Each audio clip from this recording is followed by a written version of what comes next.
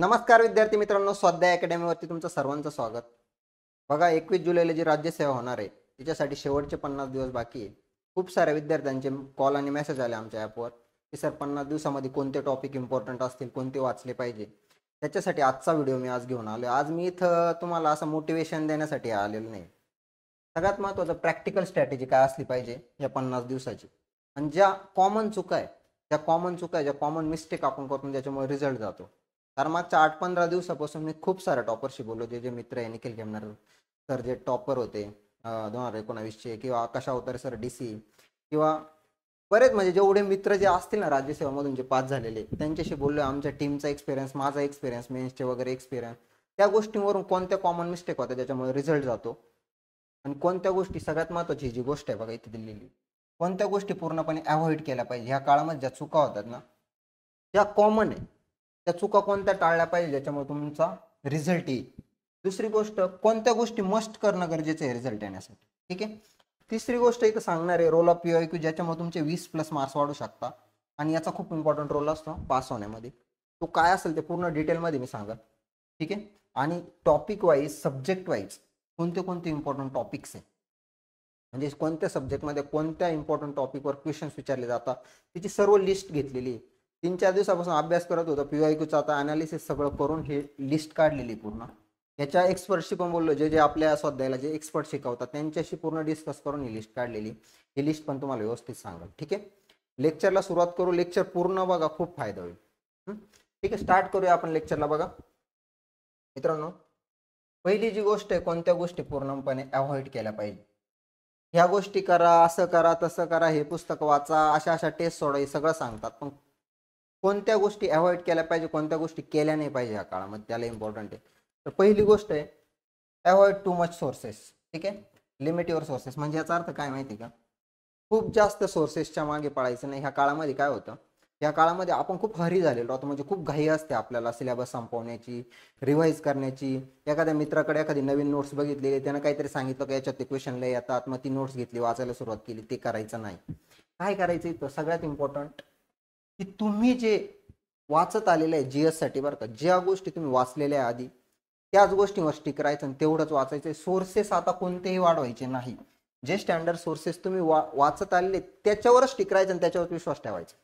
म्हणजे आता तुम्ही काय म्हणता त्याला, एक गाठ बांधून घ्यायची स्वतःशी, की मी कोणताही नवीन सोर्स ऍड करणार नाही.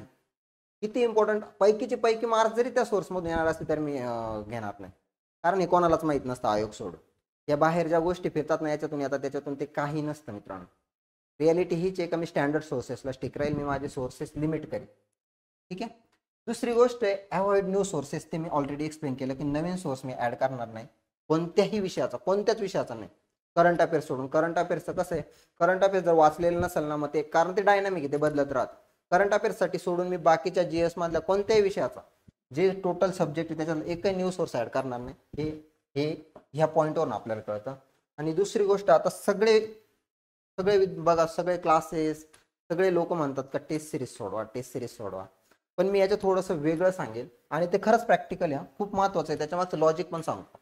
बघा, आत्ता 50 दिवस बाकी, तुम्ही पुढचे 20 दिवस फक्त ज्या पण टेस्ट सिरीज असतील त्या सोडून घ्यायच्या. फक्त पुढचे 20 दिवस. शेवटच्या 30 दिवसामध्ये तुम्हाला देव किंवा आयोगाचा चेअरमन जरी येऊन म्हटले ना तुम्हाला का टेस्ट सिरीज सोडवा, तरी टेस्ट सिरीज सोडवायची नाही शेवटच्या 30 दिवसामध्ये. शेवटच्या 30 दिवसामध्ये फक्त आयोगाचे पेपर सोडवायचे टाइम लावून. त्याचं कारण काय माहिती का, हे जे टेस्ट सिरीज ज्या बनतात ना, हे आपण जे सोर्सेस वापरतो ना त्याच्यातून काढले जातात ते क्वेश्चन मोस्टली. आणि ते जे क्वेश्चन काढले जातात ना, ते आपल्या आयोगाचा जो क्वेश्चन पेपर येतो त्या क्वेश्चन पेपरशी मॅच नाही होत मित्रांनो. ठीक आहे. त्या क्वेश्चन पेपरशी मॅच होत नाही. त्याच्यामुळे काय होतं, आपण ह्या टेस्ट सिरीज लास्टच्या 30 दिवसात सोडवल्या ना, आपला जो माइंड सेट बनतो ना क्वेश्चन सोडवण्याचा, तो या टेस्ट सिरीज सारखा बनतो, आणि तो आयोगाच्या पॅटर्नशी मॅच नसतो. त्याच्यामुळे काय होतं, आपल्याला आयोगाचे जे पॅटर्नने जे क्वेश्चन येत आहे, ज्या लॉजिकने क्वेश्चन येत आहे, ते क्वेश्चन टॅकल करायला थोडीशी, म्हणजे आपल्या मनाला सवय लागलेली राहते आपल्या माइंडने, त्याच्यामुळे आपला स्कोर कमी होण्याचे चान्सेस राहतात बघा. त्याच्यामुळे शेवटच्या 30 दिवसामध्ये आपला पूर्ण माइंडसेट काय पाहिजे, आयोगाचे क्वेश्चन कसे टॅकल करताय, आयोगाचा क्वेश्चन कसा पडतोय, आयोग नक्की कुठं फसवतोय, या सगळ्या गोष्टी करण्यासाठी शेवटचे 30 दिवस प्लीज बरं का, हात जोडून सांगतो, खूप इम्पॉर्टंट आहे. कोणतीही टेस्ट सिरीज सोडवायची नाही, डायरेक्ट बाजूला ठेवून द्यायची. आयोगाचे पेपर काढायचे मागचे 6. आता ते आयोगाचा, मी जेव्हा PYQचा इम्पॉर्टंट सांगाल ना शेवटला, ते 20 मार्क्स कसे वाढू शकतात त्याच्यामध्ये हे सगळं एक्सप्लेन करेल. ठीक आहे. पण टेस्ट सिरीज विषय सांगतो, आता पुढचे 20 दिवस सगळ्या जेवढ्या टेस्ट सिरीज घेतल्या असतात त्या 20 दिवसात संपून टाकायच्या. शेवटचे 30 दिवस कोणत्या टेस्ट सिरीजला हात लावायचा नाही, म्हणजे सोडवायची नाही टाइम लावून. त्याचे रिवाईज करायचं असेल टॉपिकचं वगैरे ते करू शकता तुम्ही, पण शेवटच्या 30 दिवसामध्ये फक्त आयोग, फक्त एमपीएससीचे पेपर सोडवायचे, म्हणजे तुमचा माइंडसेट आहे तो पूर्ण एमपीएससी सारखा होईल. ठीक आहे. ही एक महत्त्वाची गोष्ट आहे. ठीक आहे. Avoid YouTube and Telegram. म्हणजे आता युट्यूबवर बघा शेवटच्या 10 दिवसाची स्ट्रॅटेजी, 20 दिवसाची स्ट्रॅटेजी, हे शेवटच्या 30 दिवसामध्ये ह्या सगळ्या गोष्टी अवॉइड करायच्या मित्रांनो. ठीक आहे. सगळं जे ठरवलेलं आहे तुमचा जो प्लॅन असेल ना त्याला स्टिक करायचं. कुणी काही, आणि शक्यतो आहे ना ह्या गोष्टी आता मोटिवेशन वगैरे हे बघणं, हे ते बघणं, IMP टॉपिक्स याच्या त्याच्या गोष्टी ह्या टाळायच्या थोड्याशा. कसं आहे युट्यूबचं, कसं आहे माहिती आहे का, अल्गोरिदम असं असतं आपल्याला ज्या गोष्टी आवडतात ना त्याच आपल्याला सजेस्ट होतात, आपण त्याच बघत राहतो. काय झालंय सगळ्या लायब्ररीमध्ये ना वायफाय, सगळ्या लायब्ररीमध्ये वायफाय, सगळीकडे तुमच्या इंटरनेट अवेलेबिलिटी खूप झालेली, त्याच्यामुळे काय नाही या युट्यूबवर आहे ना वेळ कसा निघून जातो ना ते कळत नाही बघा मित्रांनो. आणि दुसरी गोष्ट ही टेलिग्राम चॅनल, हे जे टेलिग्राम चॅनलवर चालू असतं ना शेवटच्या काळामध्ये मी तर म्हणतो फक्त 1-2 ऑफिशियल टेलिग्राम चॅनल ठेवायचे, बाकीचे सगळे डायरेक्ट काय म्हणतात त्याला जॉईन असाल आणि तिथे तुम्ही जर वेळ जात असेल तुमचा, काही ज्या गोष्टी तुम्हाला पास होण्यासाठी गरजेच्या नसतात बरं का मोस्टली टेलिग्राम चॅनल एवढे झाले का स्टुडंटपेक्षा जास्त टेलिग्राम चॅनल झाले. नाही त्याच्यावर इरिलेव्हंट गोष्टी राहतात का, शेवटच्या 10 दिवसामधले इम्पॉर्टंट नोट्स, शेवटच्या 15 दिवसामधले इम्पॉर्टंट स्ट्रॅटेजी, हे पुस्तकं वाचा, ते काय नाही, ते सगळं वेगळे, ते सगळं आपल्याला भरकटवण्यासाठी. ठीक आहे. त्याच्यामुळे महत्त्वाचा फक्त जिथं रिलेव्हंट इन्फॉर्मेशन तो टेलिग्राम चॅनल 1-2 जॉईन ठेवायचे, बाकी सगळे लेफ्ट मारून टाकायचे शेवटच्या याच्यामध्ये, वेळ वाचतो त्याच्यामुळे. कारण काय राहतं आपलं मन आहे ना बघा, ह्या प्रोसेसची एमपीएससीच्या प्रोसेसमध्ये जेव्हा जातो ना आपण खूप साऱ्या टॉपरला भेटतो, टॉपरचे व्हिडिओ बघतो, त्याच्यामुळे काय होतं आपण स्वतःला इमॅजिन करत असतो का आपण अधिकारी झाल्यावर काय करू, किंवा मी कसं भाषण करेल काय, हे आपल्या बॅक ऑफ द माइंड आपण ऐकत असतो. जेव्हा एखाद्याचं भाषण ऐकतो मी काय बोलल, आपण स्वतःला अधिकारी म्हणून असं इमॅजिन करत असतो. त्याच्यामुळे काय होतं आपण या प्रोसेसशी लय इमोशनली अटॅच होऊन जातो रे. आणि त्याच्याशी रिलेटेड एखादी गोष्ट आली ना, परीक्षा पास होण्याचा हा फॉर्म्युला, एवढ्या नोट्स वाचून जा, सायन्सचा एकही प्रश्न चुकणार नाही, असं होत नाही. त्याच्यामुळे हे टेलिग्राम पासून थोडंसं दूर राहायचंय, इन्स्टा फेसबुक थोडंसं बाजूला ठेवायचं शेवटच्या 50 दिवसामध्ये, कारण हा शेवटचा अटेम्प्ट आहे. पुढच्या वर्षी डिस्क्रिप्टिव्ह पॅटर्न होणार आहे, त्याच्यामुळे खूप लोकांच्या अधिकारी होण्याच्या आशा याच्याशी संबंधित आहे बरं का, हा जो अटेम्प्ट होणार आहे याच्याशी संबंधित. कारण पुढच्या वर्षी परत नवीन अभ्यास, नवीन बुक, नवीन स्ट्रॅटेजी, सगळ्या गोष्टी बदलणार. त्याच्यामुळे राज्यसेवा करत असाल, सिरियस द्यायचा असेल तर या गोष्टी टाळा. ठीक आहे. सोशल मीडियापासून थोडंसं दूर राहा, हे खूप महत्त्वाचं आहे. पुढे बघा अवॉइड प्रेडिक्शन. आता हे अवॉइड प्रेडिक्शन म्हणजे काय, खूप सारे विद्यार्थी काय करतात बरं का, ग्रुपमध्ये प्रेडिक्ट करत राहतात का हा शेवटचा अटेम्प्ट आहे, आयोगाचा पेपर असा येईल, हा अवघड येईल, हा सेक्शन अवघड येईल, इथं हे होईल, किंवा एवढं मेरिट लागल, मेरिट वाढतंय, ह्या वर्षी 120च्या वरच पाडलं पाहिजे, असं तसं. हे सगळे प्रेडिक्शन हे कोणालाच माहित नाही, याला काही लॉजिक नाही सरांना, याला काही लॉजिक नाही, हे कोणालाच माहित नाही. ह्या प्रेडिक्शन मध्ये पडायचं नाही.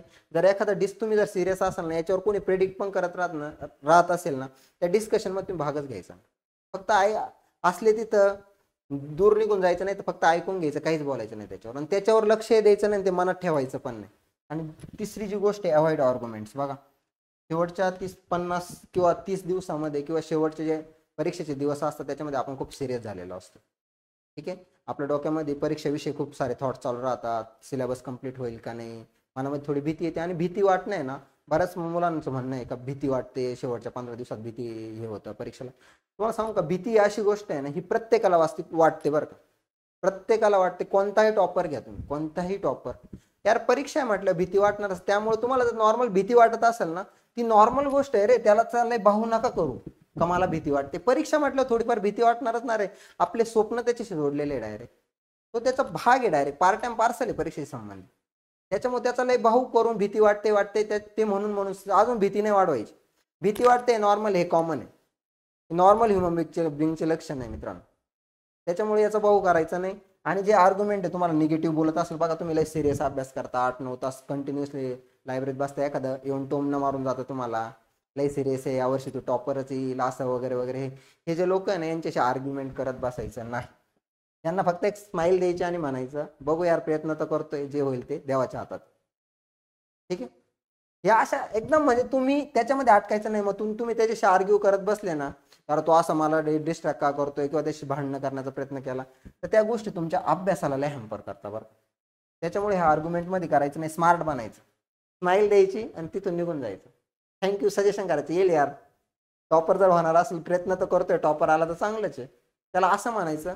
म्हणजे त्याला जे पाहिजे ना तसं उत्तर द्यायचं, तुम्ही त्या आर्ग्युमेंटमध्ये पडायचं नाही. हे डिस्ट्रॅक्ट करण्यासाठी, मागे ओढण्यासाठी हे लोक असतात. हे काही कधी पास होती नाही, हे सिरियस लोकांना मागे खेचण्यासाठी तिथं असतं. ठीक आहे, त्यांच्यामुळं ह्या गोष्टी टाळायच्या. इथं अवॉइड आर्ग्युमेंट ही महत्वाची गोष्ट, ही कोणी सांगत नाही मित्रांनो. ठीक आहे, आता पुढे जाऊ. बघा मित्रांनो, पुढचा जो आता तुम्हाला मी ज्या गोष्टी सांगितल्या, कोणत्या गोष्टी टाळायच्या त्या गोष्टी सगळ्या एक्सप्लेन केल्या. आता कोणत्या गोष्टी करायच्या मस्ट आहे, त्या करणं खूप गरजेचं आहे. आणि ह्याच्यानुसार तुम्हाला प्लॅन बनवायचा आहे बरं का. सगळ्यात महत्त्वाची गोष्ट म्हणजे मिनिमम बुक्स. एका सब्जेक्टसाठी मी एकच बुक वापरेन. म्हणजे जे पण सब्जेक्ट असतील माझे, हिस्ट्री, जिओग्राफी, पॉलिटी, इकॉनॉमी, हे 4 झाले, एन्व्हायरमेंट, करंट अफेअर्स आणि सायन्स, याच्यासाठी मी कोणता तरी एकच सोर्स वापरेन. प्रत्येक विषयासाठी एक सोर्स. जर सपोज आता पॉलिटीचं उदाहरण घेतलं तर तुम्ही लक्ष्मीकांत वाचत असाल किंवा कोळंबे सरांचं पुस्तक वाचत, मी त्याला स्टिक राहील. बाकी कोणी म्हटलं नाही ही नोट्स आहे याच्यातून लवकर कव्हर होईल, मला ते वाचायचं नाही, मी हे वाचत आलोय, माझा याच्यावर विश्वास आहे, आणि तोच विश्वास तुम्हाला पास करण्यासाठी काम येतो. कोणताही म्हणजे 2 बुक जर वाचत असेल तर एक कट करून टाका तुम्ही, डायरेक्ट एकच स्टँडर्ड सोर्स ठेवा आणि शेवटच्या 50 दिवसात त्याच्यावरच कॉन्सन्ट्रेट करायचं आणि पूर्ण प्लॅन त्याच्यानुसार बनवायचा. ठीक आहे, प्लॅन कसा बनवायचा आता याच्या लिंक पुढचा आहे रिव्हिजन प्लॅन. आता कसं आहे, बऱ्यापैकी तुमचा सिलेबस वाचून झालेला राहतो, बऱ्यापैकी मुलांनी परीक्षा या दुसऱ्यांदा तिसऱ्यांदा देता किंवा काही पहिल्यांदा देत असतील, तो जो रिव्हिजन प्लॅन बनवायचा आहे ना, आता हे 1 बुक तुमचं ठरलंय, प्रत्येक सब्जेक्टला तुम्ही एक बुक वापरताय, ते वाचत आलेले तेच बुक तुम्ही ठरवताय बरं का, नवीन नाही ऍड करायचं, ते सांगितलेलं अवॉइड करायचं ते. मग तुम्ही प्लॅन कसा करताय माहिती का, पहिला जो प्लॅन राहील ना, आता सपोज 50 डेज आहे, ठीक आहे, 50 डेजचा, आता 50 डेजचा जेव्हा तुम्ही प्लॅन करता ना मित्रांनो, 50 दिवसाचा, तेव्हा जो फर्स्ट, सेकंड आणि थर्ड असे 3 रिव्हिजनचे प्लॅन करायचे. पहिला जो प्लॅन राहील तो लॉंग टर्म राहील, हा लॉंग टर्म, ठीक आहे, सॉरी. दुसरा जो आहे तो मीडियम टर्म राहील, आणि शेवटचा जो राहील ती धावती रिव्हिजन त्याला म्हणतात बघा, एकदम शॉर्ट टर्म जो राहील तो. ठीक आहे, शॉर्ट टर्म राहील तो. म्हणजे याच्यामध्ये काय करायचं आहे लॉंग टर्म मध्ये माहिती आहे का, आता 50 दिवसाचं डिवायडेशन करायचं आहे, 50 दिवसाचं पूर्ण, आणि त्याच्यामध्ये मी पुढच्या 30 दिवसामध्ये हा प्लॅन फॉलो करेल का 30 दिवसामध्ये मी सगळे सब्जेक्ट, म्हणजे पॉलिटीला 6 दिवस असते, 7 दिवस लागत असते कोणाला, इकॉनॉमीला 6 दिवस, 7 दिवस, म्हणजे पूर्ण सिलेबस व्यवस्थित वाचून काढेल. सिलेबस म्हणजे काय, तर बुक पहिल्या पेज पासून तर शेवटच्या पेज पर्यंत वाचायचं नाही. आता ते कोणते इम्पॉर्टंट टॉपिक दिलेले ते आधी वाचून घ्यायचे, मी ते टॉपिक सांगणार आहे कोणते कोणते वाचायचे, याच्यावर वारंवार क्वेश्चन बघतात. आता ही चुकी कधीच करायची नाही का टॉप टू बॉटम पुस्तक वाचायचं, फक्त IMP टॉपिक ज्याच्यावर वारंवार क्वेश्चन विचारले जातात, आणि तेच तुम्हाला पास करता बरं का. वेळ घालवायचा नाही. म्हणजे मी असा 30 दिवसाचा प्लॅन करेल, 30-35 दिवसाचा का, ज्याच्यामध्ये मी सगळे सब्जेक्ट व्यवस्थित वाचून घेईल पहिल्यांदा बरं का. दुसरा मी पुढचा जो मिडियम टर्म प्लॅन राहील तो, आता जर तुम्ही 6 दिवसात पॉलिटी वाचत असाल तर मिडियम टर्म प्लॅनला काय करायचं, 3च दिवसात मी पॉलिटी कसं संपवील तो प्लॅन करायचा. म्हणजे 18 एक दिवसामध्ये, 18 ते 20 दिवस, 15 दिवसाचा तो प्लॅन राहील असं समजून घ्या. 3 दिवसांनी 3×5=15, किंवा कारण तुम्हाला डेली वाचायचं आहे मित्रांनो. असं म्हणजे मी उदाहरण का देतोय, 3-2 दिवस हा मिडियम टर्म प्लॅन. याच्यामध्ये काय आहे, तुम्ही महत्वाचे टॉपिक वरवर वाचून घेताय, म्हणजे जास्त डीपमध्ये जाण्यापेक्षा वरवर वाचताय, ज्याच्यावरून तुम्ही एकदम काय म्हणतात त्याला, एक क्रक्स, त्यातला क्रक्स काढताय पूर्ण, आणि तो लक्षात ठेवण्याचा प्रयत्न करताय. म्हणजे महत्वाच्या फॅक्ट आहे, महत्वाच्या कन्सेप्ट आहे. एखादी कन्सेप्ट जर पूर्ण पाठ असेल तर ती डबल वाचायची नाही, डबल मेहनत करायची नाही. जी विसरलाय त्या गोष्टी इथं म्हणजे एकदम स्मार्टली खेळायचं, एकदम स्मार्ट पद्धतीने प्लॅन करायचा आहे की माझ्या कोणत्या कोणत्या कन्सेप्ट विचारल्या, याच्यावर वारंवार क्वेश्चन, कोणत्या कोणत्या गोष्टी विसरतोय, एखादा आर्टिकल असतील त्याच्यावर क्वेश्चन विचारला जातो. म्हणजे जे पहिले बघा 1 ते 51 जे आर्टिकल आहे त्याच्यावर क्वेश्चन विचारला जातो आयोगाचा. म्हणजे मूलभूत हक्क असतील, DPSP असतील, मूलभूत कर्तव्य असतील, याच्यावर मार्गदर्शक तत्व, याच्यावर क्वेश्चन विचारला जातो. मग ते माझे विसरले का मी ते पाठ करून घेईल, ह्या गोष्टी करायच्या. आणि शेवटचा जो शॉर्ट टर्म असतो ना, तो शेवटची धावती रिव्हिजन असते शेवटच्या आठवड्यामध्ये. त्याच्यामध्ये फक्त पानं उलटायचे असतात, महत्वाचे टॉपिक वरवर बघायचे राहतात, डोळ्या खालून घालायचे राहतात फक्त. यार हे असं आहे, हे असं आहे, याचं असं आहे, ते बघत बघत मी पुढे जातोय. ठीक आहे, हे डोक्यामध्ये म्हणजे शॉर्ट टर्म यानं काय होतं, यानं कॉन्फिडन्स बिल्ड होतो शेवटला. तर मी सगळे असा प्लॅन राहील माझा शेवटचा, तो एकदम शॉर्ट टर्म राहील. एका दिवसामध्ये एक सब्जेक्ट मी वरवर बघून घेतोय फक्त. ठीक आहे, अशा पद्धतीचा हा शॉर्ट टर्म प्लॅन राहील. म्हणजे मी पूर्ण असे 3 रिव्हिजनचा प्लॅन करतोय. हा 3 आर लक्षात ठेवा, 3 रिव्हिजनचा प्लॅन करतोय आणि तो मी पूर्ण करणारच. आणि तो असा प्रॅक्टिकल ठेवायचा आहे ना, ज्याच्यासाठी ना तुम्हाला असं कम्प्लीट होईल नाही, होणार नाही असा प्लॅन नाही करायचा आहे ना. नाही तर तुम्ही खूप मोठं काहीतरी ठरवून ठेवलं, एवढे सोर्सेस मला वाचायचेच आहे, आणि ते जर वाचून नाही झाले नाही पूर्ण, म्हणजे 3 वेळा रिवाईज नाही झालं किंवा तुमचा प्लॅन कम्प्लीट नाही झाला ना, तुमचा कॉन्फिडन्स डाऊन होतो. मग प्लॅन असा बनवायचा आहे जो पॉसिबल आहे, जो 7-8 तास अभ्यास, डेली अभ्यास करून तो इझिली कम्प्लीट होईल. त्याच्यामुळे काय होतं, जेव्हा तुमचा हा प्लॅन कम्प्लीट होईल ना मित्रांनो, तेव्हा तुमचा कॉन्फिडन्स लय वाढतो. लय कॉन्फिडन्स वाढतो जबरदस्त, जेव्हा आपलं रिव्हिजन होते व्यवस्थित. आणि त्याच्यामुळे कॉन्फिडन्स वाढल्यामुळे भीती कमी होते आणि तुम्ही कॉन्फिडेंटली पेपरला गेले ना, तुमच्या ज्या सिली मिस्टेक होतात त्या पूर्णपणे टाळल्या जातात, तिथे अवॉइड होतात. आपोआप म्हणजे जे क्वेश्चन बरोबर न येणारे सुद्धा बरोबर येऊन जातात, कॉन्फिडन्स जर चांगला असेल. ठीक आहे. त्याच्यामुळं हे प्लॅन करताना खूप म्हणजे खूप स्मार्टली करायचं आहे. जास्त असा मोठा पण नाही करायचा जो पॉसिबल होणार नाही, असा करायचा जो एकदम एकदम इझिली पॉसिबल आहे. ठीक आहे. ज्याच्यामध्ये तुम्हाला सोर्सेस थोडे कमी करायची वेळ आली तरी चालेल, पण मी व्यवस्थित प्लॅन करेन. ठीक आहे. हे झालं प्लॅन बद्दलचं. पुढे बघा, 8 आवर्स क्वालिटी स्टडी. मला दिवसाचे 24 तास भेटत आहे. त्या 24 तासामधले मला फक्त 8 तास क्वालिटी स्टडी करायचा. हे डोक्यात ठेवायचं, मला 12-15 तास नाही करायचं. मी 8 तास करील, पण तो इतका क्वालिटी करील का ज्यावेळेस मी एकदम पूर्णपणे ॲक्टिव्ह आहे, प्रेझेन्स ऑफ माइंडमध्ये, म्हणजे माझं कॉन्सन्ट्रेशन व्यवस्थित होते अशा त्याच्यात अभ्यास करेल. तो बघा मी इथे लिहिले जनरल पॅटर्न ऑफ स्टुडंट. हा पॅटर्न काय असतो माहिती आहे का? आता मोस्टली काय होतं, शेवटच्या 50 दिवसामध्ये सगळेच ॲक्टिव्ह झालेलं राहतं अभ्यासासाठी आणि लायब्रऱ्या फुल झालेलं राहतं. मग इथं काय होतं, सकाळी ना आपण, आपली झोप कंप्लीट झालेली नसते तरी आपण 7ला उठून लायब्ररीमध्ये पळतो का, तर आपल्याला जागा पकडायची असते तिथं. ती लायब्ररी फुल होऊन जाते आणि जी आपल्याला जी पाहिजे ती जागा भेटत नाही बसायला. मग त्याच्यामुळे काय करतो आपण, झोपेला कॉम्प्रोमाइज करतो आणि तिथं जातो, अर्धा तास वाचतो, परत नाश्ता करायला जातो, नाश्ता करून आल्यावर झोप झालेली नसते, त्याच्यामुळे परत तिथं लायब्ररीमध्ये डोकं टेकून झोपून घेतो. अर्धा 1 तास, परत नंतर अर्धा 1 तासाने उठतो, त्या मरगळलेल्या अवस्थेत परत स्टडी करायला लागतो. तो पॅटर्न बनलेला राहतो बरं का. ते सगळ्यात चुकीचं आहे, ती गोष्ट करायची नाही मित्रांनो. अशी लायब्ररी शोधायची जिथं बघा फिक्स सीट असतात. जाऊ द्या 100-200 रुपये एक्स्ट्रा जातील ना, 2 महिन्याची गोष्ट आहे. असे पण रिचार्जला इकडं तिकडं तर तुम्ही जातातच. आता असे बरेच जे मुलं पुण्यात राहतात त्यांच्यात राहते कॅपॅसिटी, जे पुण्यात राहतात का ते भरू शकता लायब्ररीची फी 100-200 रुपये. ठीक आहे. जर नसले भरू शकत तर दुसरा काहीतरी त्याला म्हणजे काय सबस्टिट्यूट असू शकतो, काय प्लॅन, अशी लायब्ररी शोधायची जिथं जागा अवेलेबल आहे, कधी पण गेले तरी चालेल. म्हणजे तुमची प्रॉपर झोप झाली पाहिजे. 7 ते 8 तास व्यवस्थित झोपून मग, आणि थोडा लाईट नाश्ता करायचा या काळामध्ये बरं का. जास्त काय म्हणतात त्याला, जास्त हेवी नाश्ता केला ना झोप येते, ती गोष्ट टाळायची. थोडेसे त्याग पण करावं लागतं. लाईट नाश्ता करून मी सकाळचे जे 3 तास आहे ते एकदम व्यवस्थित करीन. ते 9 ते 12 असतील, 10 ते 1 असतील, कोणते पण असो, किंवा 7 ते 10 असेल, 7 ते 11 असेल, 3-4 तास काय तो प्लॅन असेल त्यामध्ये एकदम क्वालिटी स्टडी राहील माझा. तिथं झोपणार नाही वगैरे, एकदम ॲक्टिव्ह याच्यामध्ये मी प्लॅननुसार अभ्यास करेल. दुपारच्या 2 तास मी अभ्यास करेल आणि संध्याकाळी मी 2-3 तास अभ्यास करेल. असे 7-8 तास, 9 तास, 10 तास अभ्यास करेल. 10 तास मी बसत असेल तर माझा 8 तास क्वालिटी होईल, 2 तास थोडे टाइमपास होईल माझा, का नाही त्या काळात अभ्यास करीत होत, किंवा मी बसलेलोच आहे फक्त वाचतोय बरोबर, ते ठीक आहे. पण त्याच्यातले 8 तास फक्त युजफुल झाले पाहिजे, म्हणजे ते व्यवस्थित क्वालिटी स्टडी झाला पाहिजे त्या काळामध्ये. ठीक आहे. हे डोक्यात ठेवायचंय. आणि सगळ्यात महत्त्वाची पुढची गोष्ट, subject wise plan for paper. म्हणजे काय आहे, प्रत्येक सब्जेक्ट वाईज प्लॅन काय राहील माझा पेपरचा, आता ते एक्सप्लेन करतो मी. काय हा सब्जेक्ट वाईज प्लॅन बरं का. ठीक आहे मित्रांनो. बघा, आपल्याला जे टोटल सब्जेक्ट आहे ते किती, 7 सब्जेक्ट. ओके.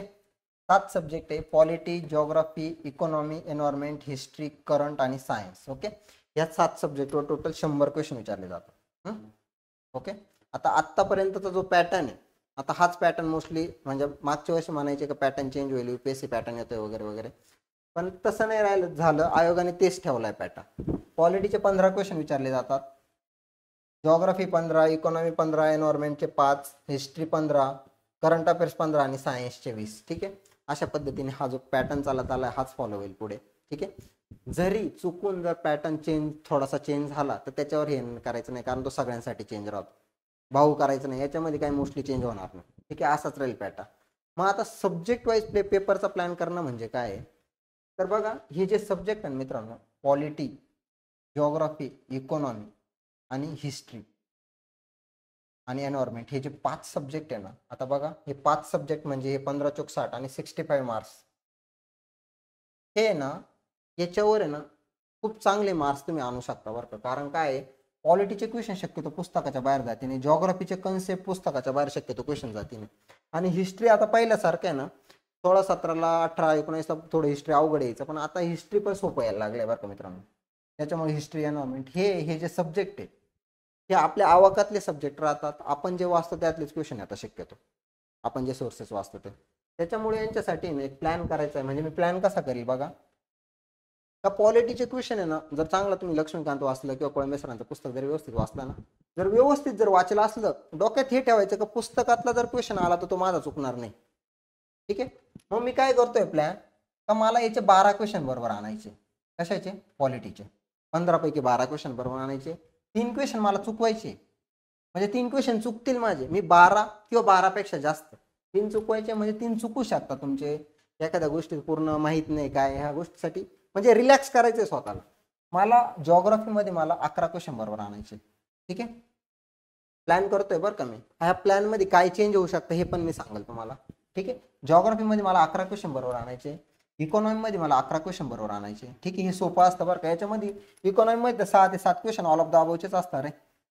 5 ते 6 क्वेश्चन तुम्ही बघा दरवर्षी मागच्या 4-5 वर्षाचे 5 ते 6 क्वेश्चनचं direct all of the above असतं. ते का असतं ते पुढे सांग. ठीक आहे. आता बघा एन्व्हायरमेंट 5 पैकी एकदम सोपे क्वेश्चन आता एकदम इझी, 5 पैकी 5 बरोबर आहे. आता पण मला 4च बरोबर आणायचे. ठीक आहे. मला पास होण्यासाठी मला एक चुकलं तर चुकू द्या, मला 4 बरोबर आणायचे. हिस्ट्रीमध्ये मला क्वेश्चन बरोबर आणायचे ते टोटल 9. टफ आलं हिस्ट्री, एन्शियंट विचारलं खूप, म्हणजे मध्ययुगीन प्राचीनवर थोडं टफ क्वेश्चन आले, मला 9 क्वेश्चन बरोबर आणायचे. करंट अफेअर्समध्ये मला 9 क्वेश्चन बरोबर आणायचे. 6 क्वेश्चन चुकवायचे मला. इथं 6 क्वेश्चन चुकवायचे, इथं 1 क्वेश्चन चुकवायचा, इथं 4 चुकवायचे, इथं 4 चुकवायचे. ठीक आहे. मला सायन्समध्ये क्वेश्चन बरोबर आणायचे 11. 9 क्वेश्चन मला चुकवायचे मित्रांनो. ठीक आहे. मग जर हे कॅल्क्युलेशन केलं तर बघा मी डायरेक्ट प्लॅन तुम्हाला सांगतोय 100 क्वेश्चनचा बरं का. कारण 1/4 निगेटिव्ह आहे. आता तुम्ही 95 अटेम्प्ट कराल त्यात काही चुकीचं नाही बरं का, पण 90च्या वर अटेम्प्ट ठेवा. 90 1/4ला जास्त निगेटिव्ह जात नाही. 95 करा, पण मी पूर्ण प्लॅन 100चा सांगतोय. 100 क्वेश्चनचा 1/4 निगेटिव्ह. बघा तुमचे मार्क्स किती होता मित्रांनो. 12 आणि 11 किती, 12 दुनी 24 आणि 23, मग 12 आणि 11 23 आणि 11 34, 34 आणि 4 38, 38 आणि 9 47 बरोबर. 47 आणि 9 47 आणि 9 होता 56, 56 आणि 11 जे होता ते 67. ठीक आहे. 67 माझे क्वेश्चन बरोबर आले मित्रांनो, आणि 33 क्वेश्चन चुकलेले माझे. ठीक आहे. हे जे 33 आहे बघा, हे जे दिलेले आहे इथं. ठीक आहे. 33 क्वेश्चन माझे चुकलेले आहे, म्हणजे निगेटिव्हने माझे किती होते, त्यामधून 8.25 जर कट केले मित्रांनो, 8 तर जवळजवळ किती राहतील रे, 58.75 नियर अबाउट राहतील. आता हे कॅल्क्युलेशन करून घ्या, म्हणजे माझा स्कोर किती येतोय नियर अबाउट 58 दुने किती 116, 117च्या आसपास माझा स्कोर येतोय. ठीक आहे. 117चा मी प्लॅनिंग करतोय किंवा 120च्या दरम्यान माझा स्कोर येतोय. 117-120च्या दरम्यान. ठीक आहे. आणि हा सगळ्यात सेफ स्कोर असतो बरं का. आजपर्यंत राज्यसेवेचं मेरिट जेव्हापासून जीएस फक्त म्हणजे सीसॅट क्वालिफाय झाला तेव्हापासून 110च्या वरती मेरिट गेलेलं नाही. ठीक आहे. 110च्या वरती गेलेलं नाही. 120, 117, 120 हा सेफ स्कोर असतो. हा काठावरचा स्कोर नाही. काठावरचे स्कोर कोणते असतात, 105, 104, 103, 108 हे काठावरचे स्कोर. 115च्या वरती काठावर स्कोर नसतो, आणि तो भविष्यात पण असेल बघा. असा तर पेपर नाही येणार की डायरेक्ट 130च्या वरती कट ऑफ जाईल, असं नाही होणार. रेअरली म्हणजे झालं तरी मग तुमचे मार्क्स पण त्या पद्धतीने वाढतं. मग इथं 11 बरोबर येण्याऐवजी 14 बरोबर येईल. भविष्यात काय होऊ शकतं, पॉलिटीचे क्वेश्चन टफ आले इथं तुमचे 10च बरोबर आले, आणि जॉग्राफी सोपा आला इथं 13 बरोबर आले. मग इथले 2 गेले होते ते इथं 2 कॉम्प्रोमाइज झाले ना. तुमचं करंट एखाद्या ठिकाणी चांगलं आहे, 9 ऐवजी तुमचे 11 बरोबर आले, म्हणजे इथं एखादा 2 कमी होत आहे, 12 ऐवजी 11 येतात, 11 ऐवजी इथं 9च आले, इथं 13 आले. म्हणजे मागे पुढे होऊन मी कुठेतरी ॲव्हरेज 66-67 क्वेश्चन बरोबर आणतोय. ठीक आहे. अशा प्लॅनिंग जायचंय. आणि मला हे बघा सायन्स अवघड आहे ना, 9 क्वेश्चन चुकले तरी चालतील, पण बेसिक जे आहे मला 20 पैकी फक्त 10 ते 11 क्वेश्चन बरोबर आणायचे. या अशा पद्धतीने प्लॅन करायचा, हा लिहून ठेवायचं वहीवर. तुमचा पॉलिटी स्ट्रॉंग आहे, मी 15 पैकी 15 बरोबर आणायचा प्रयत्न करेल, पण त्यातले 12 जरी आले तरी मी हॅपी आहे, मी पास होतो.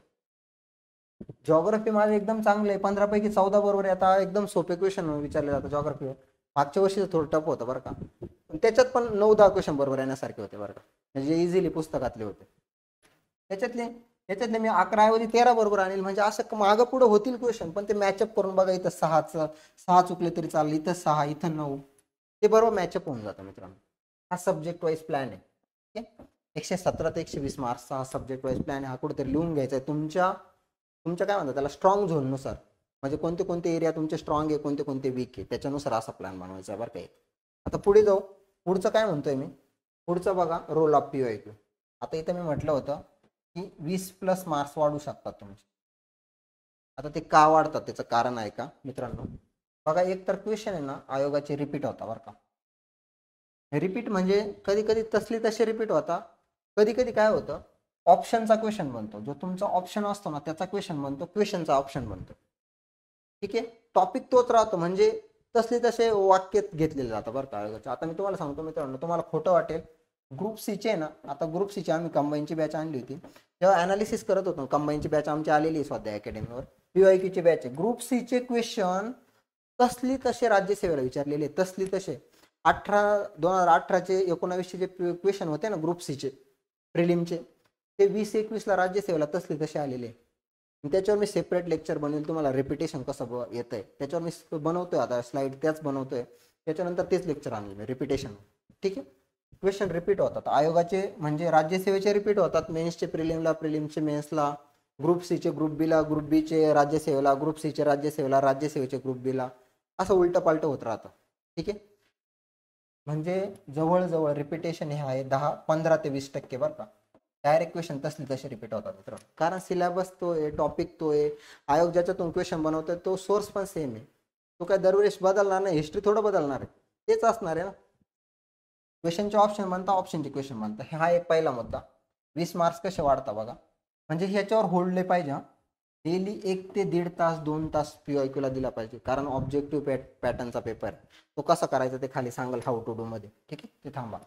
पुढचं बघा, PYQचं अनालिसिस केल्यामुळे मला पॅटर्न कळतो का आयोग कसे क्वेश्चन बनवतोय, कोणत्या पॅटर्नचे क्वेश्चन येत आहे, म्हणजे वन लाईनर कसे येत आहे, म्हणजे स्टेटमेंटचे क्वेश्चन येतात त्यात कसं चुकवतोय, पॅटर्न कसा आहे हा पूर्ण कळतो मला. ठीक आहे, कोणत्या टॉपिकवर वारंवार क्वेश्चन विचारले जातात ते मला कुठं कळत आहे, हे IMP टॉपिक्स. म्हणजे मला क्वेश्चन पेपर अनालिसिस केल्यानंतर मला हे कळतंय तर कोणत्या टॉपिकवर वारंवार क्वेश्चन विचारले जातात. आता मूलभूत हक्क आहे, याच्यावर दरवर्षी घ्या राज्यसेवेला 1 ते 2 क्वेश्चन. मग मला कळतंय का मूलभूत हक्क हा लय इम्पॉर्टंट टॉपिक आहे, याच्यावर जर क्वेश्चन आला तो मला चुकला नाही पाहिजे, हे मला PYQ मधून करतोय मी, तो एकदम व्यवस्थित करतोय तो टॉपिक. ठीक आहे, हे झालं IMP टॉपिक. आणि दुसरी गोष्ट इलिमिनेशन टेक्निक आणि लॉजिकल अप्रोच. मित्रांनो, पूर्ण स्टडीवर तुम्ही कोणतीच परीक्षा पास होऊ शकत. तुमचे पुस्तकं पाठ असले ना तरी राज्यसेवेला जर पेपर घेतला तर तुमचे 40 ते 45 क्वेश्चन हे तुमच्या अभ्यासावर बरोबर येऊ शकता बरं का. पण पुढचे जे तुम्हाला मी सांगितलं 67-65 क्वेश्चन बरोबर आणायचा, पुढचे जे 20 क्वेश्चन असतात ना त्याच्यातले काय राहतं, तुम्हाला अर्धे म्हणजे एक स्टेटमेंट माहीत असतं, एक स्टेटमेंट माहीत नसतं, किंवा फॅक्ट नीट आठवत नाही, किंवा काही काही असे क्वेश्चन असतात जे पुस्तकाच्या बाहेरचे असतात, जनरल सेन्सने सोडवायचे असतात. मग ह्या इलिमिनेशन टेक्निक आहे ना वगैरे ह्या डेव्हलप करणं खूप गरजेचं आहे बरं का मित्रांनो. इलिमिनेशन टेक्निक, लॉजिकल अप्रोच हे डेव्हलप कसं होतं माहिती का, वारंवार आता 2 प्रकारचे लोक असतात जे ना वारंवार PYQ करीत आले. PYQ करणं म्हणजे एखादं पुस्तक घेऊन आले आणि त्याच्यावर क्वेश्चन कसा आलेला आहे आयोगाचा एखाद्या 1857 वर आणि त्याचं एक्सप्लेनेशन वाचणे ते PYQ करणं नाही, ही सगळ्यात चुकीची मेथड आहे.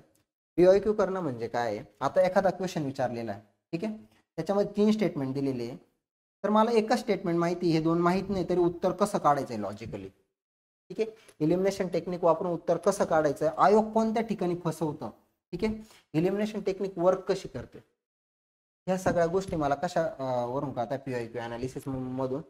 ह्या तुम्ही वारंवार, आता 2 प्रकारचे लोक असतात ज्यांचं PYQ खूप स्ट्रॉंग असतं. आता शेवटचे 50 दिवस असे पण विद्यार्थी असतील का ज्यांचं PYQ त्यांनी काहीच केलेलं नाही, त्यांना माहित नाही PYQ, ते फक्त एखादं पुस्तक वाचलेलं आहे PYQचं. अशा लोकांना मी सजेस्ट करेल का आमची स्वाध्यायावर एक बॅच आहे, तिला 4,500+ मुलांनी घेतलेली बरं का ती बॅच. आणि त्या बॅचचे पोरांचे रिव्ह्यू येतात का खूप साऱ्या गोष्टी नवीन कळतायत त्यांना.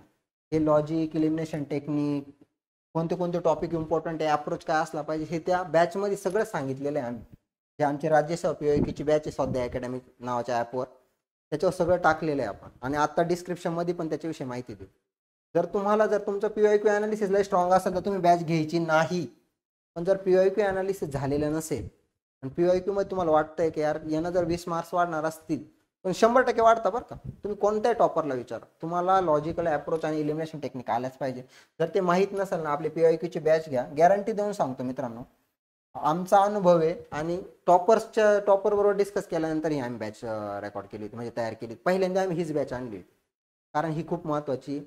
बाकीच्या बॅचेसपेक्षा कोणत्या ज्या सब्जेक्ट वाईज बॅचेस असतात त्या तर महत्त्वाच्या आहेच रे, पण PYQ शिवाय तुम्ही पास होऊ शकत नाही, ही गाठ बांधून ठेवा. एक तर तुम्ही स्वतः करा, जर तुम्हाला येत नसेल तर आपली बॅच आहे, तुम्ही ती बॅच घेऊ शकता. ठीक आहे. दुसरी गोष्ट, हाऊ टू डू. आता सपोज असे विद्यार्थी की ज्यांनी बॅच नाही घेतलेले आणि त्यांचं अनालिसिस झालेलं आहे, ते कसे करू शकतात. म्हणजे जे बॅच न घेतलेल्या मुलांसाठी पण सांगतोय बरं का, मी बॅच घ्या असं सजेस्ट ज्यांनाच केलं की ज्यांचं PYQ अनालिसिस झालं, ज्यांचं अनालिसिस व्यवस्थित झालं, त्यांनी अजून काय करू शकता. त्यांनी काय करायचं मित्रांनो, शेवटचे 6 वर्षाचे क्वेश्चन पेपर डाउनलोड करायचे. डाउनलोड केल्यानंतर ते 6 वर्षाचे क्वेश्चन शेवटच्या 30 दिवसामध्ये प्लॅन करून 2 तासाचा वेळ, ज्या टायमिंगमध्ये आयोग पेपर घेतात त्या टायमिंगमध्ये पेपर सोडवायचा. त्या टायमिंगमध्ये पेपर सोडवायचा आणि पेपर सोडवल्यानंतर पेपरचं जेव्हा अनालिसिस कराल ना, तेव्हा बघायचं हा जो क्वेश्चन हा लॉजिकने सुटत होता का, किंवा आयोगाने कुठं फसवलंय, माझं कसं चुकलंय, मी काय विचार केला होता, याच्यावर इलिमिनेशन टेक्निक लागू होती का. तुम्हाला ज्या टेक्निक माहीत असतील, ज्या 5-6 टेक्निक आहे ज्या आपण बॅचमध्ये एक्सप्लेन केलेल्या आहे सगळ्या, किंवा युट्यूबवर पण लेक्चर मी टाकलं होतं इलिमिनेशन टेक्निकचं, त्या सगळ्या बॅचमध्ये सांगितलेलं आहे मी आपल्या PYQच्या. आणि काही नाही, त्याची फी फक्त 299 ठेवलेली आहे आम्ही, त्याची सगळ्यांना परवडायला अशीच फी ठेवलेली. ठीक आहे. मग त्यांनी काय करायचं, हे 6 वर्षाचे क्वेश्चन पेपर अशा पद्धतीने अनालिसिस करायचं. ते ऑप्शन कसे चुकलेले, कुठं बरोबर ऑप्शन कसा असू शकत होता, आयोगाने कुठं फसवले, हे सगळं लिहायचं आहे. त्याच्यावर एक्सप्लेनेशन काय असेल ते लिहिण्याचा प्रयत्न, आम्ही एक्सप्लेनेशन पण दिलेलं आहे, ते एक्सप्लेनेशन लिहायचं स्वतः. ठीक आहे. ह्या अशा पद्धतीने, आणि ते वारंवार दररोज बघायचं आहे बरं का. दररोज सारखं बघितल्यावर तुमचा माइंडसेट काय म्हणतो, आयोगाचा पेपर सोडवण्याचा माइंड म्हणतो. म्हणजे 6 क्वेश्चन पेपर 6 दिवस सोडून घेतल्या का, पुढचे 24 दिवस आहे ना, त्या कंटिन्युअसली दररोज 1-2 तास डोळ्याखालून घालायचे. आयोगाने कुठं फसवलंय, कोणत्या टॉपिकवर वारंवार क्वेश्चन येत आहे, दररोजचे 1.5 ते 2 तास PYQला द्यायचे मित्रांनो. ज्यांनी बॅच घ्यायची नाही, ज्यांनी घेतली नाही, त्यांच्यासाठी हा अप्रोच आहे. आणि जर तुम्हाला वाटत असेल हा अप्रोचला वेळ जाईल, तर तुम्ही बॅच घेऊन ते सगळं 20 तासाचा व्हिडिओचा कंटेंट आहे, स्पीडमध्ये बघितलं तर 10-15 तासामध्ये सगळं संपून जाईल. ठीक आहे. 1-2 दिवसाचं काम आहे ते पण करू शकता. ठीक आहे. असं चला पुढे जाऊ. पुढचा क्वेश्चन, आता सगळ्यात इम्पॉर्टंट टॉपिक कोणते सब्जेक्ट वाईज. ठीक आहे. ज्याच्यावर वारंवार, आता हे पॉलिटीचे मी टॉपिक सांगितलेले मित्रांनो, 15 क्वेश्चन पॉलिटीचे विचारले जातात ना, त्यातले 11 ते 12 क्वेश्चन याच्यातले ह्या टॉपिकच्या बाहेर जाणार नाही. जास्त जातील पण कमीत कमी सांगतो 11 ते 12 ह्याच टॉपिक मधून येतील. ते टॉपिक कोणते बघा. संविधान निर्मिती, आता सगळ्यात महत्त्वाचा सोर्स कोणता आहे. आता मी जे सोर्स लिहिलेले वरती हे स्टँडर्ड सोर्स आहे मित्रांनो. म्हणजे मुलं मोस्टली लक्ष्मीकांत वाचता किंवा कोळंबे सरांचं पुस्तक वाचता. आता असे पण विद्यार्थी काही असतील का त्यांनी हे दोन्ही सोर्स वाचलेले नाही आणि त्यांचा काहीतरी वेगळा सोर्स आहे एखाद्या क्लासचा वगैरे, तर त्यांनी नवीन सोर्स घ्यायचा नाही, त्याच सोर्सला स्टिक राहायचंय. तुम्हाला मी सांगितलंय कोणत्या गोष्टी अवॉइड करायच्या. ठीक आहे. त्याच्यातले हे जे महत्त्वाचे टॉपिक हे वाचून घ्यायचे. संविधान निर्मिती, भारत सरकार, हे जे दिलेले बघा, हे व्यवस्थित बघून घ्या. संघराज्य वगैरे वगैरे काय असते, 1 ते 51 कलम, म्हणजे याच्यामध्ये मूलभूत हक्क, त्या संबंधी संकल्पना वगैरे वगैरे सगळं दिले. मार्गदर्शक तत्वे, मूलभूत कर्तव्य, राष्ट्रपती, ह्या ज्या सगळ्या गोष्टी ह्या व्यवस्थित करायच्या. किंवा हे जे कॉन्स्टिट्युशनल बॉडी आहे याच्यामध्ये बघा, कॅग असेल, महाधिवक्ता असेल, इलेक्शन कमिशन असेल, फायनान्स कमिशन असेल, किंवा MPSC UPSC ह्या ज्या बॉडी आहे ह्या महत्त्वाच्या बॉडी, हे सगळे टॉपिक व्यवस्थित बघायचे. याच्या बाहेर शक्यतो क्वेश्चन जात नाही. हे पॉलिटीचे टॉपिक आहे. हा ठीक आहे. हे सगळे वाचून दाखवत नाही मी, व्यवस्थित लिहून घ्यायचे तुम्हाला. ओके. पुढे जाऊ. आता पुढचा जो विषय आहे तो म्हणजे इकॉनॉमी. ठीक आहे. आता या इकॉनॉमीमध्ये ना PYQचा रोल लय महत्त्वाचा राहतो बरं का मित्रांनो. 6 ते 7 क्वेश्चन हे आहे ना ऑल ऑफ द अबव उत्तर असतं. त्याचं कारण काय माहिती का, याच्यामध्ये जे टॉपिक आहे ना ऑल ऑफ द अबव येण्याचं कारण काय माहिती का, बघा हे सामाजिक क्षेत्रातील योजना झालं, किंवा हे शाश्वत विकास झालं, हे ज्या गोष्टी हे निर्देशांक वगैरे, समावेशकता झालं, हे ज्या टॉपिकवर जे क्वेश्चन येतात ना, किंवा टेनन्सी रिफॉर्म वगैरे, याच्यावर हे ब्रॉड टॉपिक आहे खूप, म्हणजे होलिस्टिक अप्रोचने क्वेश्चन सोडायचे. त्यात चुकवण्यासारखं, आता शाश्वत विकासामध्ये सगळ्याच गोष्टी येतात, त्याच्यात चुकवण्यासारखं काय असणार आहे ना. तर एखाद्या फॅक्टमध्ये चुकू शकतो, पण जनरल विचारलं शाश्वत विकासावर तर काय चुकवणार आहे ना. किंवा मिलिनियम डेव्हलपमेंट गोल असतील. ठीक आहे. ते गोल फिक्स आहे रे, 7-8 जे गोल आहे त्याच्यावरच क्वेश्चन विचारला जातो मोस्टली. ठीक आहे. त्याच्यामुळे ऑल ऑफ द अबवचं लॉजिक याच्यामध्ये असतं. आणि हे जे महत्त्वाचे टॉपिक आहे बघा, दारिद्र्य फिक्स क्वेश्चन, लोकसंख्येवर फिक्स क्वेश्चन असतो, भूसुधारणावर 1 ते 2 क्वेश्चन फिक्स असतात, योजनेवर 1 ते 2 क्वेश्चन फिक्स आहे व पंचवार्षिक योजना असतील, वित्तीय संस्था आहे, शाश्वत विकास आहे म्हणजे सस्टेनेबल डेव्हलपमेंट गोल, हे सिलेबस मध्ये दिलेलं आहे बरं का, आणि त्याच्यावरच क्वेश्चन येतात. निर्देशांक असेल, चलनवाढ असेल, समावेशकता असते, यांच्यावर क्वेश्चन विचारले जातात इकॉनॉमी मध्ये. हे टॉपिक महत्वाचे, हे आधी करून घ्यायचे मग उरलेले टॉपिक करायचे.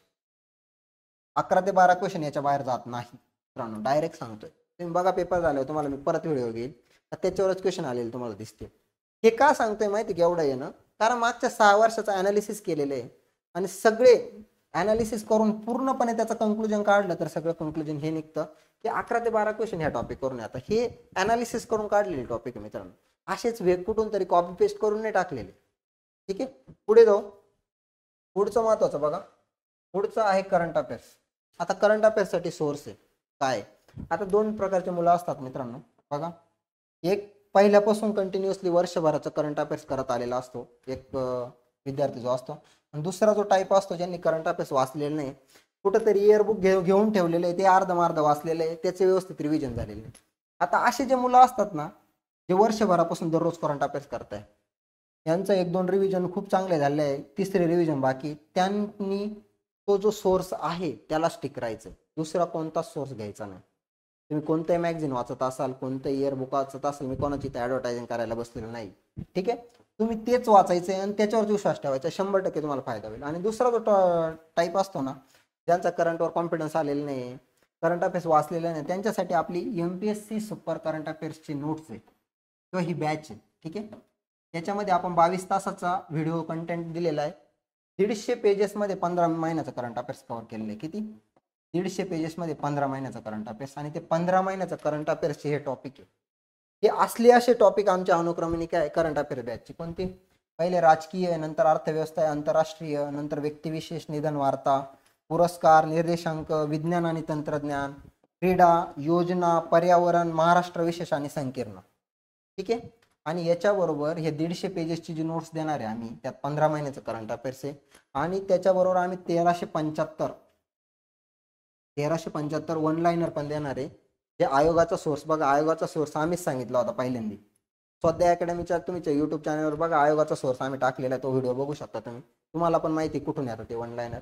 आम्ही 1375 वन लाईनरची PDF पण देतोय त्याच्यासोबत. जे लोक बघा सेपरेटली वन लाईनरचा कोर्स विकतात, ते तसं नाही करत आहे आम्ही, याच्याबरोबर हे पण कॉम्प्लिमेंटरी देतोय. ठीक आहे, ज्यांचा व्यवस्थित करंटचा अभ्यास झालेला नाही त्यांच्यासाठी ही सुपर करंट अफेअर्सची बॅच आपल्या स्वाध्याय अकॅडमीच्या ॲपवर, तुम्ही तिथून परचेस करू शकता ती बॅच. ठीक आहे, जास्त बोलत नाही. ज्यांचा अभ्यास झालेला आहे त्यांनी बॅच घ्यायची नाही, स्वतःवर विश्वास ठेवायचा. कोणी किती म्हणजे मी सांगू किंवा देव जरी येऊन सांगितलं तर बॅच घे तरी घ्यायची नाही. ज्यांचा अभ्यास झालेला नाही, ज्यांचा कॉन्फिडन्स नाही, कारण काय होते 150 पेजेसच्या नोट्स आहे ना मित्रांनो, आता हे काय होतं, हे वाचायला लय सोपं जातं. म्हणजे आता तुम्ही जर एकदा वाचली नाही नोट्स तर तुम्ही 6 तासात नंतर रिवाइज करू शकता. म्हणजे असे जे मुलं ज्यांचे रिव्हिजन झालेले ना त्यांना खूप फायदा होतो याचा. ज्यांचा झालेला आहे अभ्यास त्यांनी काहीच घ्यायचं नाही, आपलाच अभ्यास करीत राहायचं. ठीक आहे, पुढे जाऊ. पुढचा क्वेश्चन बघा. पुढचा क्वेश्चन म्हणण्यापेक्षा पुढचा टॉपिक, पुढचा विषय भूगोल. सोर्स काय? स्टेट बोर्ड, NCERT, आणि तुम्ही जे पण स्टँडर्ड बुक वाचत असाल, सौदी सहांचं बुक असेल किंवा दीपस्तंभचं बुक असेल महाराष्ट्र जॉग्राफीचं, ते वाचत असाल, त्याच्यामधले पहिल्यांदा हे टॉपिक करून घ्यायचे. कोणते? भारत महाराष्ट्र यांचा स्थान विस्तारावर क्वेश्चन विचारला जातो, आकारावर क्वेश्चन विचारला जातो मित्रांनो. प्राकृतिक भूगोलवर क्वेश्चन विचारला जातो, फिजिकल जिओग्राफी. भूगर्भ रचना म्हणजे interior of earth, plate tectonic theory, continental drift theory, त्याचे कोणते कोणते सायंटिस्ट होते, अर्थक्वेक वगैरे, हे सगळं कशामध्ये येतं? भूगर्भ रचना वगैरे याच्याशी संबंधित या सगळ्या गोष्टी. ठीक आहे, त्याच्यावर वारंवार दरवर्षी 1 ते 2 क्वेश्चन असतात बघा याच्यावर. ठीक, हवामान पर्जन्यावर 1 ते 2 फिक्स क्वेश्चन असतो मित्रांनो, फिक्स क्वेश्चन. नदी प्रणालीवर 1 ते 2 क्वेश्चन फिक्स असतो, फिक्स. हे जे महत्वाचे टॉपिक दिले याच्यावर फिक्स क्वेश्चन असतं म्हणून ते महत्वाचे. हे IMP टॉपिक देतोय, सगळे टॉपिक नाही सांगत इथं. शेवटच्या 50 दिवसामध्ये हे टॉपिक तुम्हाला करायचे, नंतर बाकीचं वाचायचं. ठीक आहे, म्हणजे पुढचा असा मृदा असेल, वने बघा, अभयारण्य, राष्ट्रीय उद्याने, व्याघ्र प्रकल्प, याच्यावर जोड्या लावा क्वेश्चन विचारला जातो.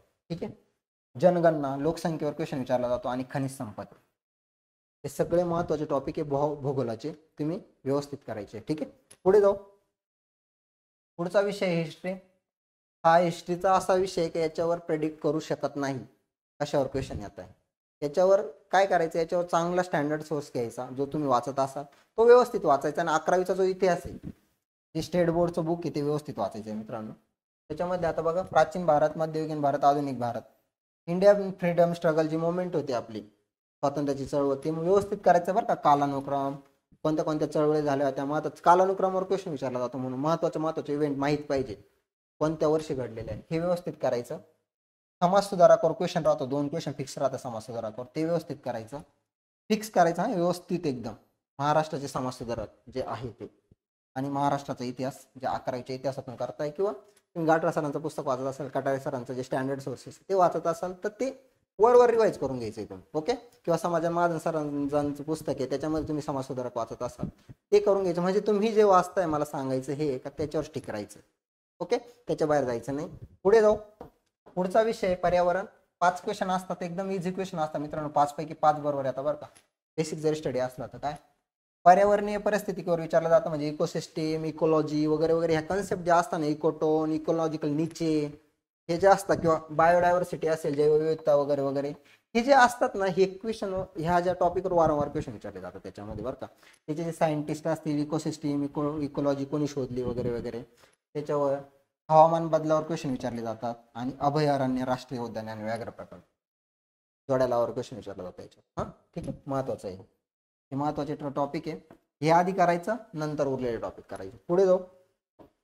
पुढचा विषय सायन्स, सगळ्यात टफ विषय, तो सगळ्यांसाठी अवघड राहतो. ज्या मुलांचं सायन्स चांगलं असेल त्यांच्यासाठी वरदान असतं बरं का. म्हणजे ते 5 पावलं पुढं असतात पास होण्यामध्ये. ज्यांचा सायन्स एकदम भारी आहे, सायन्सवर कमांड आहे, 15-16 क्वेश्चन आरामात बरोबर राहते 20 पैकी, ते त्यांना पास होणं खूप सोपं जातं.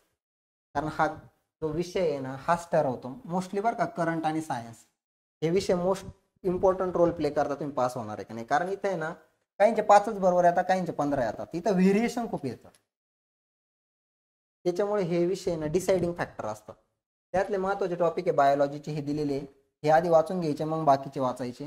हे फिजिक्सचे टॉपिक आहे महत्वाचे, आणि हे केमिस्ट्रीचे टॉपिक आहे मित्रांनो महत्वाचे, हे वाचून घ्यायचे. तुम्ही जे पण सोर्स वाचत असाल, आता मी इथं दिलेले आहे बघा, स्टेट बोर्ड आणि एनसीईआरटी स्टँडर्ड सोर्स आहे. तुम्ही इतर कोणतं पुस्तक वाचत असाल, बसके सरांचं वाचत, कोणतं पण वाचत असाल, त्याच्यावर विश्वास ठेवायचा आहे. त्याच्यातून हे महत्वाचे टॉपिक व्यवस्थित करून घ्यायचे, जेणेकरून तुमचे 20 पैकी 12-13 क्वेश्चन जे पुस्तकातून येतील ते चुकले नाही पाहिजे. ठीक आहे, ते चुकले नाही पाहिजे, आणि ते तेवढे जरी आले तरी खूप झालं. 12-13 मी तुम्हाला सांगितलं 11च बरोबर आणायचे सब्जेक्ट वाईज प्लॅनमध्ये. ठीक आहे, तो सब्जेक्ट वाईज प्लॅन तुमच्या स्ट्रॉंग झोननुसार, तुमच्या एरिया ऑफ इंटरेस्टनुसार बनवायचा. हा ठीक आहे, क्लिअर होतंय. बघा इथं संपलंय आपलं ऑलमोस्ट. इथं आपण सगळे टॉपिक सांगितले, इम्पॉर्टंट टॉपिक सांगितले, पूर्ण स्ट्रॅटेजी सांगितली. आता ही जी स्ट्रॅटेजी सांगितली ही खूप म्हणजे डिस्कस करून बनवलेली स्ट्रॅटेजी बरं का. कोणत्या कोणत्या गोष्टी टाळल्या पाहिजे, कोणत्या कोणत्या गोष्टी केल्या पाहिजे. शेवटचे 50 दिवस राहिलेले एकदम सिरियसली अभ्यास करायचा आहे, स्वतःवर विश्वास ठेवायचा आहे, आणि थोडीफार भीती वाटत असेल शेवटच्या दिवसामध्ये, वाटली पाहिजे. सिरियस कॅन्डिडेट जो असतो ना त्याचे लक्षणं असतात भीती वाटणे, त्याचा बाहू करत बसायचं नाही, लय भीती वाटते, कसं होईल, मी पेपरला व्यवस्थित जाऊ शकेल का वगैरे वगैरे, ह्या काही गोष्टी नसतात. पेपर देणं म्हणजे थोडीफार भीती असणार, कारण आपले स्वप्न त्याच्याशी कनेक्ट असतात. ठीक आहे, त्याच्यामुळे ते नॉर्मली घ्यायचं आहे, त्याला अभ्यास व्यवस्थित करीत राहायचा, आणि रिझल्टचा लय विचार करायचा नाही, मी फेल झालो तर काय होईल, मी हे काय. आपल्या हातात काय आहे, अभ्यास व्यवस्थित करणं आणि पेपर देणं. स्वतःला एवढंच सांगायचं, माझ्या हातात एवढीच गोष्ट आहे का मी माझा अभ्यास प्रामाणिक करेल, मी स्वतःला फसवणार नाही, मी माझ्या प्लॅनशी स्टिक राहील, आणि मी व्यवस्थित पद्धतीने पेपर सोडवेल. ठीक आहे, पुढे काय होईल, जे होईल ते मला ॲक्सेप्ट आहे, पास हो फेल हो हे ॲक्सेप्ट आहे. मला एवढंच करायचं आहे का मी माझे 100% माझं देईल. ठीक आहे, एवढ्या जर गोष्टी केल्यानं 100% तुमचा रिझल्ट येईल, आणि तुम्ही जे वाचता त्याच्यापेक्षा, किंवा तुम्ही जे इमॅजिन करता त्याच्यापेक्षा पेपर सोपा असतो. ही एक गोष्ट डोक्यात ठेवा. तुम्ही दरवर्षी बघा, जेव्हा आपण पेपर सोडून आल्यावर कळतं यार किती इझी होता, मी किती सोप्या मिस्टेक करून आलो. ठीक आहे, तर आपण जो विचार करतो त्याच्यापेक्षा पेपर सोपा असतो. तुम्हाला ऑल द बेस्ट शेवटच्या 50 दिवसासाठी. कोणी काही सांगत असलं त्याच्यावर विश्वास ठेवू नका, स्वतःवर विश्वास ठेवा, आणि ह्या ज्या गोष्टी ज्या अवॉइड करायच्या आहेत त्या करा, मी सांगितल्या आहेत, कारण त्या कॉमन मिस्टेक आहे, त्याच्यामुळे रिझल्ट जातो. स्वतःवर विश्वास ठेवा, कॉन्फिडन्स ठेवा. ऑल द बेस्ट तुम्हाला परीक्षेसाठी, आणि लवकरात लवकर आम्हाला म्हणजे मेसेज करा. जे विद्यार्थी आपले IPOQ बॅचचे 4,500-5,000 त्यातले बरेच पास होणार आहे त्या बॅचच्या लॉजिकमुळे. मेसेज करा, खूप आनंद होईल तुमचा स्कोर चांगला आल्यावर. ठीक आहे, आजच्या व्हिडिओमध्ये इथेच थांबतो. धन्यवाद.